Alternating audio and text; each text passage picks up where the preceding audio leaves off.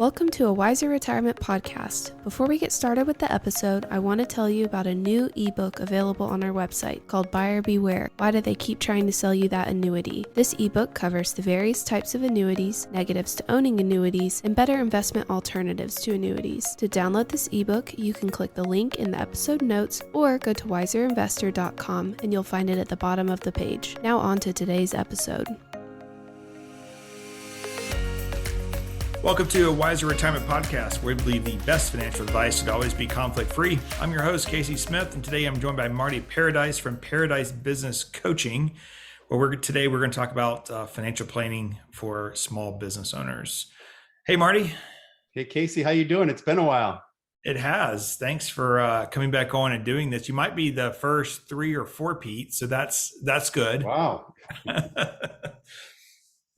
So I appreciate your time. I know your time's very valuable. And I think what you're doing with business owners is great. I know that we've had a few Wiser clients use your services, and everyone has raved about the progress and success they've had in their business afterwards.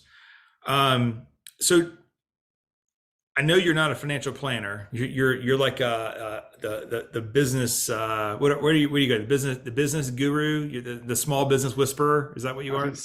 The small business coach.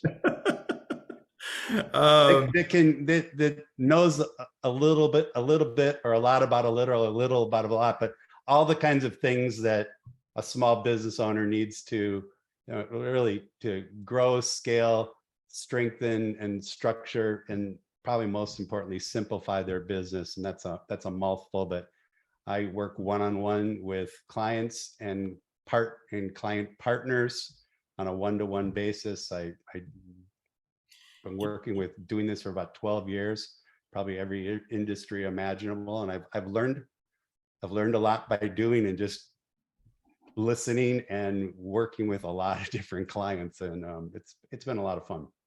You know, Marty, something happened recently.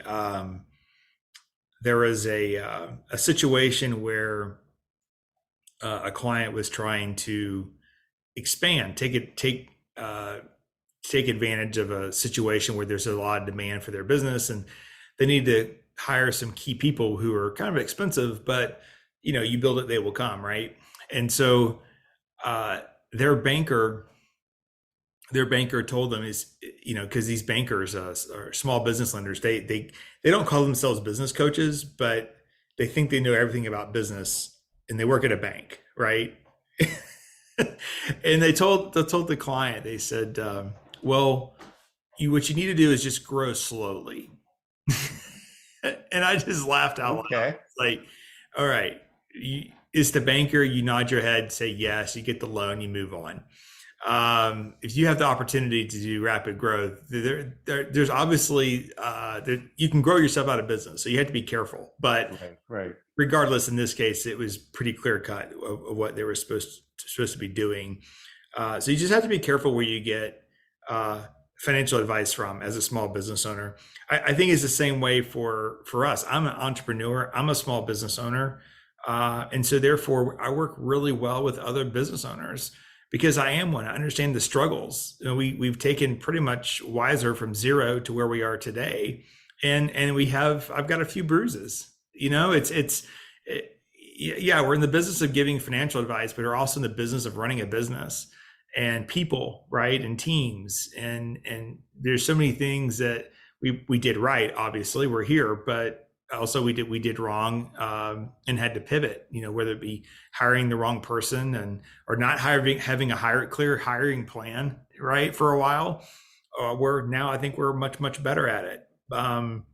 And you can relate. I mean, you are a small. I'm a small business. I don't have employees, but I think about most of the same things that I talk to my clients about in a kind of a different way. But yeah, you develop your lessons learned, and that because you've lived this, and so it gives you a great perspective to and relate with clients. As a business owner, I have the perspective of relating with small business owners because I've owned a few small businesses, and I basically just coach small business owners. But yeah, it's that you understand what it's like to be in their shoes, I think is a real key Right. part of doing it.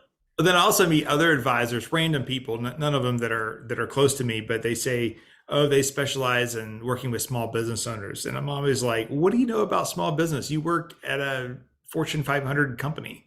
There's nothing that relates with that. But be careful. I work for Microsoft. And when I first started doing this 12, 13 years ago, like, what do you know about small business? You can work for a conglomerate, biggest company, one of the biggest companies, most research-rich companies in the world. You don't know anything about what a small business. I'm like, yeah, I do, because I've owned a few, and right. Frankly, the things that small business owners need are the same things that big companies need,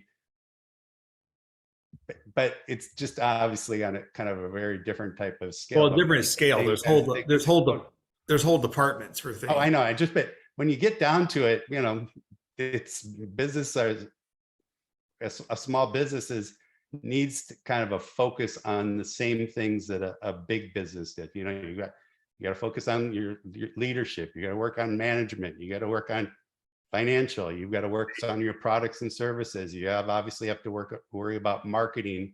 You have to work about where you think about your sales systems and all that put together. And those are the same things, but just on a dramatically smaller scale. And small businesses don't have HR departments. They don't have usually vice presidents of sales and marketing or all this money to do. A lot less resources sometimes too, especially if you're a startup on a shoestring budget. Right. So for us as a wealth management firm, when we meet with a small business owner, the financial planning is a lot of the same, except it takes a few different turns. I would say risk management. So looking at life insurance needs are a little bit different, especially if you have a larger small company. If that's a thing. Like key man insurance. What happens to your business? What happens to you? Something were to go wrong, hit by the bus, as we say. And that can be somewhat simple to solve. Maybe if you have a good team surrounding you, and then obviously how we think about building wealth, because in traditional financial planning, the equity in your business is not something that people really take into account, and so. But the business owner does. Business owners, I'm going to sell this business someday, and hopefully I can get X for it. But that X is usually an arbitrary number that's just made up in their head. They don't know, and so that's where we work with them to go. Look, you still, assuming it's a healthy business, you still need to be putting money into your 401k or into some type of savings, because you can't be business poor. So the business will go out of business for some reason. If you make buggy whips and there's no more buggies, you got a problem, right? So you want to be saving on the outside, and we show them that, but also we're able to kind of work with them on, okay, what's an exit strategy for your business, and just ask them open-ended questions and see if they have a real strategy for that. And that's something that most small business owners probably don't have much of a clue about. And one of the things I've learned in my time is, if you make the whole entire business about your business is not worth nearly as much if you have proven processes in place, and you can step away from the business. We'll get into that in a minute, because I know I asked you to put together 3 things that can help a small business owner grow and scale, and that we'll get to that in a second. But the financial planning process that is a very key point, though. I don't know if people do not want to, if the business is completely dependent on the owner or a few key people, it's obviously going to be worth less. And it's obviously so. Anyway, keep going. But yeah, we can talk more about that later. So here's the fun part with working with small business owners is when you get down to the end of the day and you go, okay, you need to be saving $50,000 more a year to achieve your financial independence goals. For most people who are working W-2s, you're like, I don't know, where's that going to come from? We need to eliminate debt first, or we need to get second jobs, or we got to reduce our expenses to make sure we're saving more money somewhere. I mean, that's the normal problem solving way, right? But with a small business owner who has a healthy business, it's a very different conversation. And we've had these in the past with clients that I've sent to you where I've said, hey, if you want to do this, then you've got to sell 50 more widgets. And just through a normal conversation, I'm able to ask them and say, okay, what's your cost per widget? So this is your net margin or your gross margin. What's your net margin? And then I'd say, okay, you got to sell 50 more widgets a year. Is that possible? And they're like, oh yeah, that's possible. And it's like, well, do you have time to do that? No. And so we get stuck on okay, well, I know I can sell more, but I definitely don't have time to do that. And I was like, well, you got to build a team. You got to scale this thing, and you should talk to my friend Marty, who can help you kind of puts all this together. So that's kind of where I wanted to take this podcast is, you're a business owner. What are 3 things that are probably holding business owners back from being able to really scale and grow and maybe eventually sell a business? Oh, I only get 3. You only get 3. We could talk for hours, which we have off camera before. But Hadley's already put me on a stopwatch, so we have to make sure. Oh, that's right. We've gone long before. We got to make sure that we stick within her format.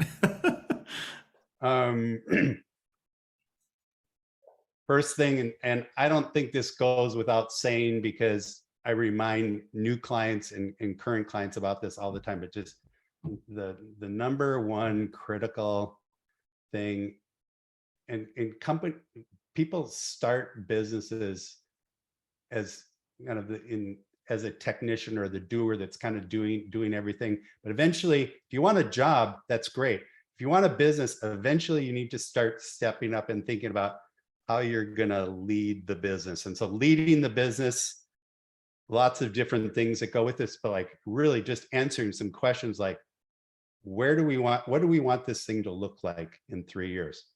How much revenue, how much profit, how many employees, what kind of customers are we going to serve? What kind of products and services are we going to offer? Kind of layering in your values of how you want people to show up, or what kind of characteristics do you want them to embody? It's really thinking about kind of what the bus is going to look like, and then it's a process of putting the right people on the bus to get to its destination. But that leadership piece of it, just going out there and thinking about that is absolutely key. A lot of my clients have not spent a lot of time that have come from your clients and other clients, which is fine. Having given that the rigor, I think most small business owners need to really kind of build a business. And so parts of that, there's other things about that is then there's, okay, know where we want to go. How do we break that down into years? How do we break that down into quarters?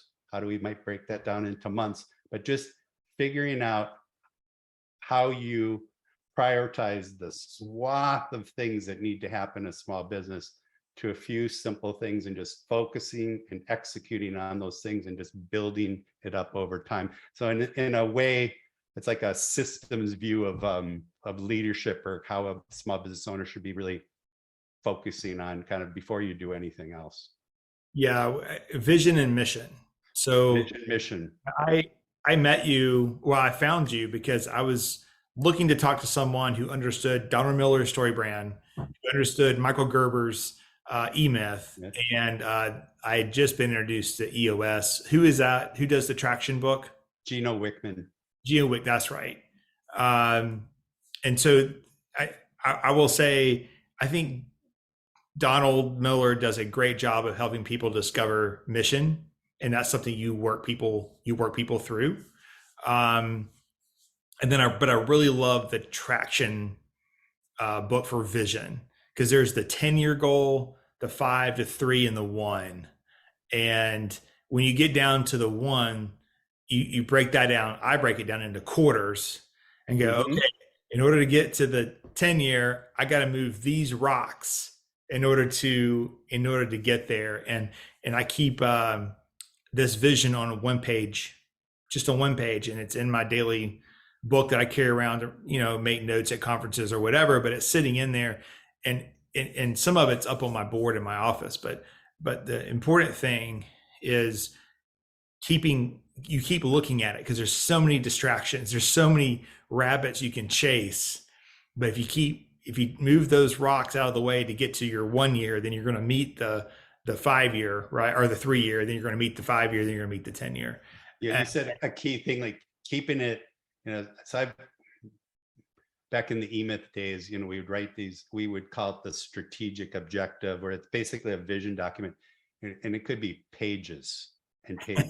So, right. Which really made the business owner think, but the EOS approach and the business made simple approach, kind of getting it down almost to synthesize sound bites and things that you can actually review with frequency, and what you're doing, keeping in your book on your wall. But you've got the owner and the employees have to be looking at that vision. Where are we going? Where are we going? How are we getting there? Kind of thing is just part of kind of a habit that just needs to happen. And that's I think very key to success. And there's a lot of tools that help you do that, but and they're different for everybody. But I think Donald Miller said you have to, tell your employees what the mission is so much that they just roll their eyes when you say it.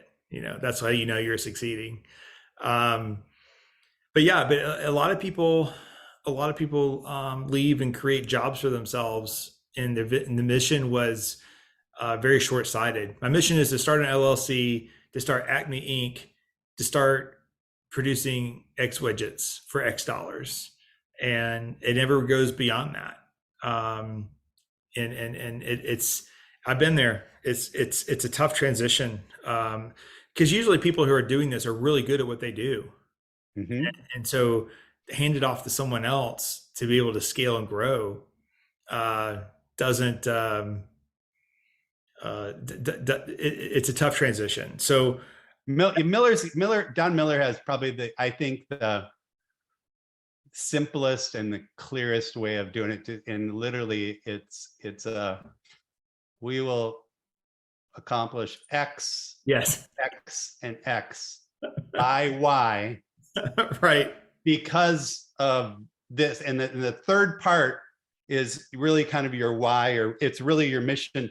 But he layers on kind of and these are more internal missions for the company. It's not something you're going to throw up on a website, but internal mission for the company. But in getting that, so it's almost like repeated every staff meeting, owners looking at, and just like you said, they roll their eyes like, do we have to recite the mission again and the 3 economic priorities of the company? It's a real mission. It's a mission that makes sense, where so many mission statements I feel like come out of like corporate legal departments, and they don't make any sense. You're just like, I don't even know what this means. But that trend's definitely changing, even at big companies. So I think I know what your number 2 is now that we kind of talked through this. But all right, so what's number 2? So number 1 is have a vision and a clear mission. What is your number 2? Number 2, systemize everything. Yeah, that's what I thought you were going to say. Yeah. I mean, it just, and there's a lot, I mean, that's not like a new original thought, but like, no. So Casey, a lot of my clients come to me with, they want to grow the business. They want to scale the business. They want to create extra income that you can invest for long-term financial planning.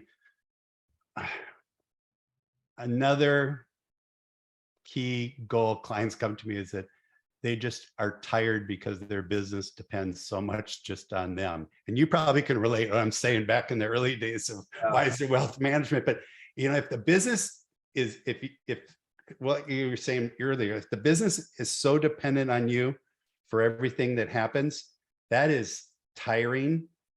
I'm thinking of one of your clients specifically in my head. It's tiring. It's tiring, and it's not fun, and it doesn't. It's hard to scale if everything depends on the owner or a few key people. And so, the approach to reducing that dependency on the owner is really creating systems, delegating, some of it's prioritizing, and then bringing on great people who can take these systems and this thinking and take it to the next level. So the owner doesn't just have to be involved in everything. And that's harder might sound easy, but it's hard for them to do, to let go of things. And I know we're talking about finances. Finances, like, I mean, I have so many business owners like who still, I mean, these are $1 million, $2 million businesses that they still do the books, and they don't do them well. Right. Do them well, Right. but they're kind of so mired into the kind of doing the tactics of the finances that they don't spend more of the strategic time to say, what are these numbers telling me? Where's my business going? And just understanding the financial systems is just one area that I always encourage clients, like, you got to give up that bookkeeping thing, or create processes and create structure so that someone can do that. So usually, like, the first thing I always say, got out of doing that. Like, no, it's my money. I'm like, yep, but other people can help you with your money. Right. If you have a controller, if you have a bookkeeper, if you have a good financial planner guy like you, there's a team of people to help you with the money, but eventually you've got to be kind of leading that team, because that is your money. It's the lifeblood of your business. So you think about, Truett Cathy, I figured, he was really good at making a fried chicken sandwich. And at some point he had to allow others to make a fried chicken sandwich. And now there's thousands of Chick-fil-A locations that have the exact same chicken sandwich that he put together. And I had the privilege of talking with his son, who's, I guess, now retired, Dan cool. Cat. And it was in a small group setting, but it was I'm on the board of visitors up at Berry College, and I can't remember why we were standing there, but he was just telling a story. I guess that he had found some venture capital money back when they just had this one location. What a lot of people don't know is the first Chick-fil-A sandwiches actually were in Waffle Houses. So Waffle House had a Chick-fil-A sandwich. So it was in Waffle Houses, and then later they cut that deal, and then they went and obviously started their multiple locations. But he went to his dad and said he found someone. His dad got really upset with him and says, no, we have to fix our processes first. Once you have the process down, then we can scale and grow. We don't have our processes down yet. And I thought that was so such good advice to the business owners that were standing around him, because that's so true. I mean, even here at Wiser, I mean, we break our processes all the time. I used to get so frustrated going, oh my gosh, like, this process is broken now, or this process is broken. And you have to kind of keep minding the process and keep improving the process. But we're breaking it because it used to be 2 people who did it. Now there's 4, or there's 8. Right. And a friend of mine who grew and scaled a business, he told me that, if you're not breaking your processes, that means you're probably not growing. So now I kind of take it a little source of pride, but it's still a little pain to have to go back and rewrite processes on a constant basis. Hey, breaking processes, that means people are actually using your processes. That's a whole other thing too. Like, hey, that's true. There's something wrong here. Oh, that's good. That means they're following the steps, or they're following the system to make that happen. We literally, that's how they get better, is by breaking them and refining them, but getting kind of that established. And then it's always important, like, is this process, this system, this SOP, is it creating the result that we want out of this thinking? Marty, if I wanted to get a stamp here, because we print our own stamps off, I have no idea how to do that. Not a clue. But there's a manual that lives online, and somewhere in that manual is a step on how. So if everyone was gone, I could open up the book and, okay, this is how I generate a stamp. This is this is like, for example, I thought, we do quarterly billing for our assets under management clients, and my key person who does that is out of the office. Had some major surgery done, and so it's like, crap, I haven't billed in probably 7-8 years.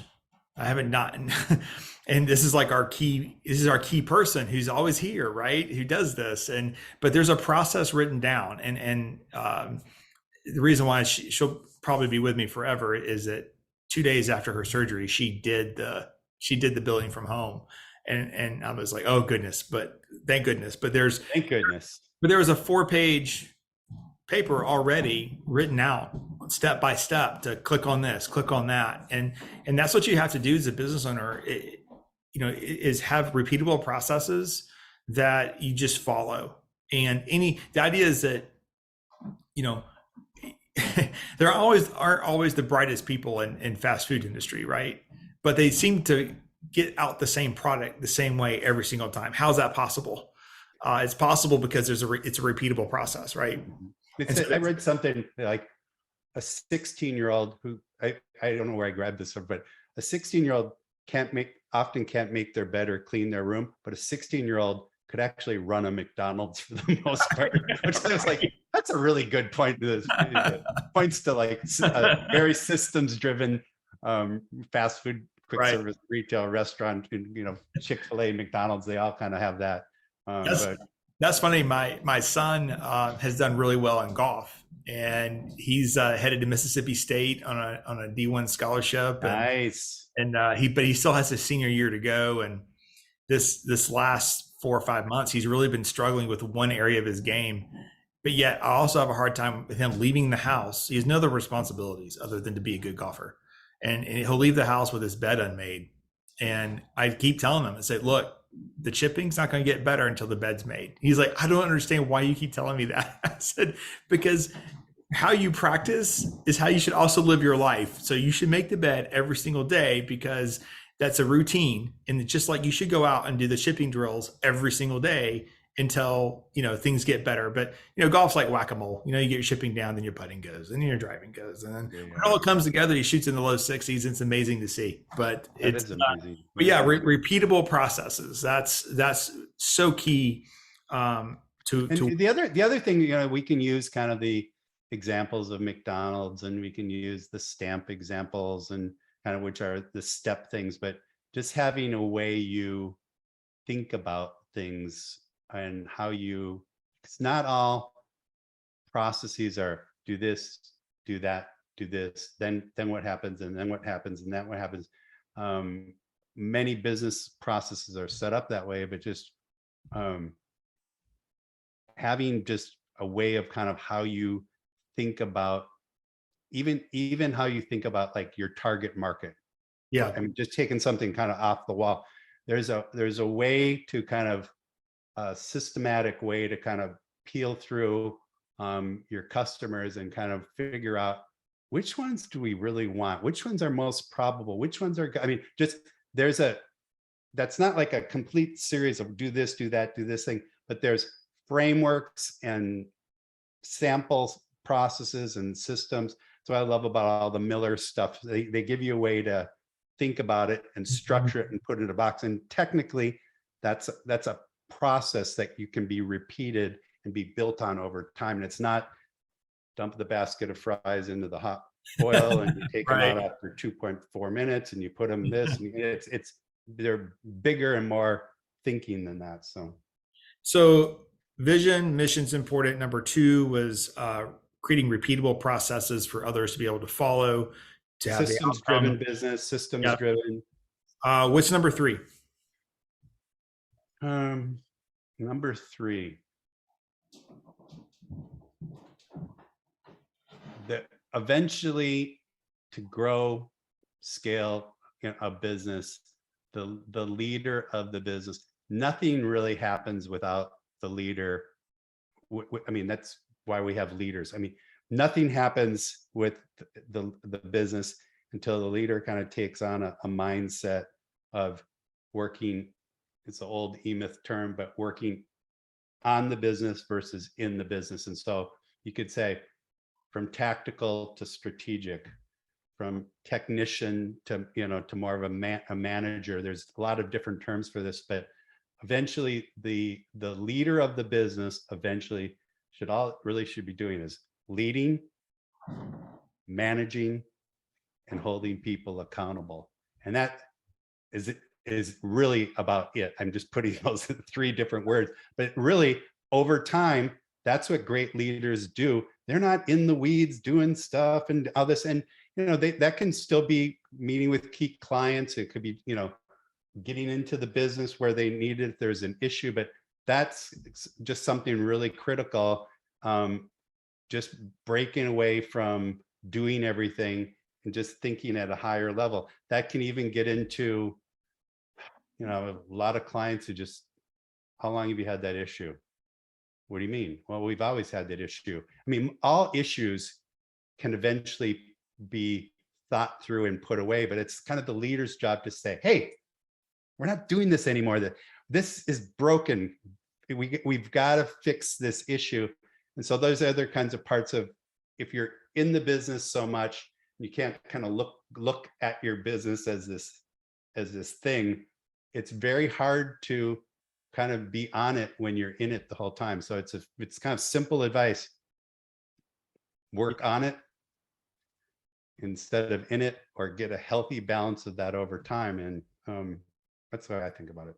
Yeah, there's coaching. I think Dan Sullivan was one of them. People pay, I don't know, $20,000-$30,000 a year, and they go away to like Chicago or wherever for these, intense planning sessions. And no knock against him. I know several people have gone through the program and loved it. I looked at it many years ago. It wasn't for me, but what I found, because if you remember, I built this business as an airline pilot. That was my primary job, and I grew this business from really nothing. And I found that being an airline pilot at times is like watching paint dry on a nice clear day going up and down the East Coast. And so I was detached. The cell phone didn't work. There's no Wi-Fi in the cockpit at the time. So there were really no distractions on a nice day. And I would just come up with a lot of thoughts that I would write down in my notebook as I was trucking across the country. And I got while you're flying the plane, that's good. Automation's a great thing and a good first officer. But I just remember thinking, having the same thoughts that my buddies who were doing these other programs had, in that you just have to remove yourself from the business. And I mean, physically, like, go somewhere and think about these things, right? Get some few sessions with you and get some objectives that you have to be working through, the homework, right? But so many times we're running from project to project to project to project. We come home, we have family time, we're exhausted. Maybe we do a little more work, and then we go to bed. We wake up next morning, a repeatable process. But you're not going to get any traction doing that. You're going to keep spinning your wheels.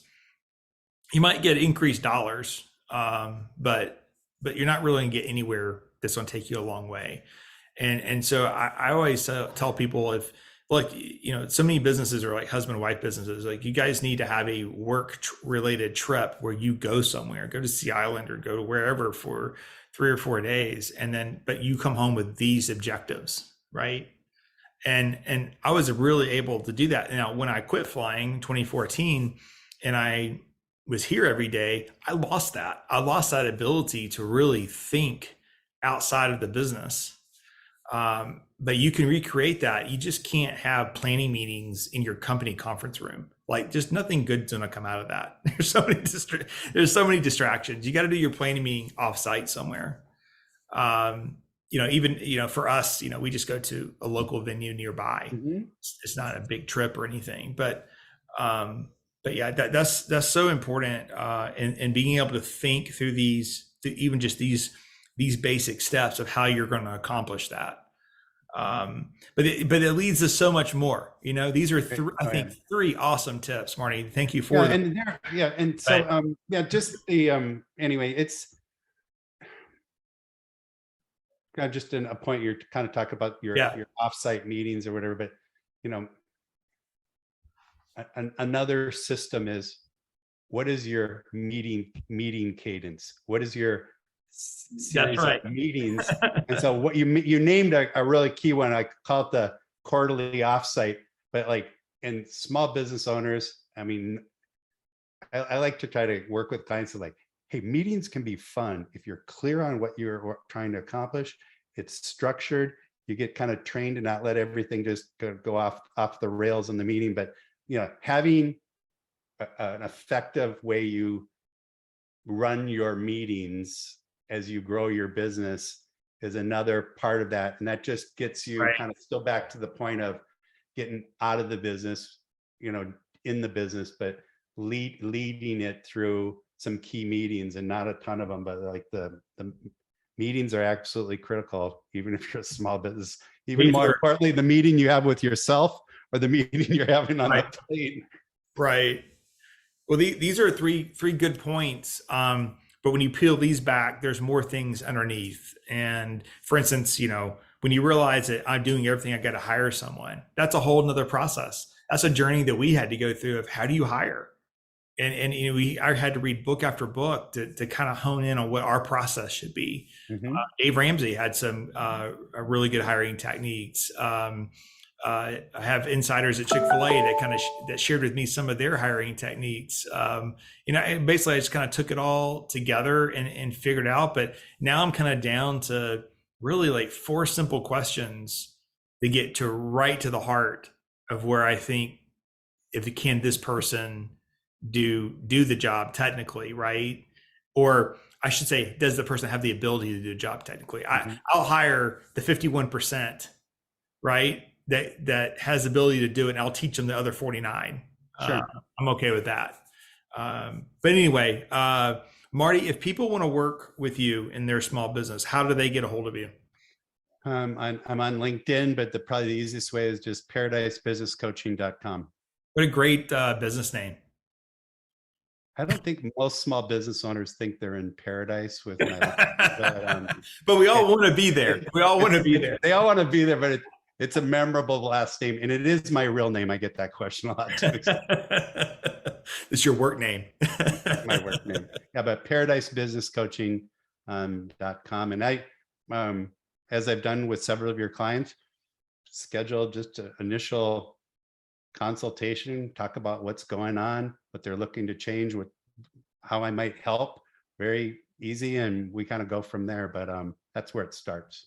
Okay. Well, Marty, thanks for your time, and have fun with your summer travels. All right. You too, man. Take care. Thank you so much. See you next time. Thanks for listening to a Wiser Retirement podcast. We hope you enjoyed today's episode. Make sure to subscribe wherever you're listening. That way you don't miss any new episodes. We'd also appreciate if you could leave a rating and review. If you have any questions about anything that was discussed today, head to wiserinvestor.com and reach out. This episode was produced and edited by Ken Hoadley. This podcast is strictly for informational purposes only and is not to be considered as investment advice or a solicitation to buy or sell any financial products, securities, digital assets, or any other investment vehicles, or a basis to make any financial decisions. Wiser Wealth Management Incorporated is a registered investment advisor with the SEC. The host and/or guest may personally own securities, digital assets, or other investment vehicles mentioned on this podcast. Neither the host nor guest of the show are compensated for their participation, and no referral fees are paid to or received by any host or guest for clients, listeners, or similar interests. Investments involve risk, and unless otherwise stated, are not guaranteed. Be sure to first consult with a qualified financial advisor, tax professional, insurance professional, and/or legal professional before implementing any strategy discussed herein. Past performance is not indicative of future performance.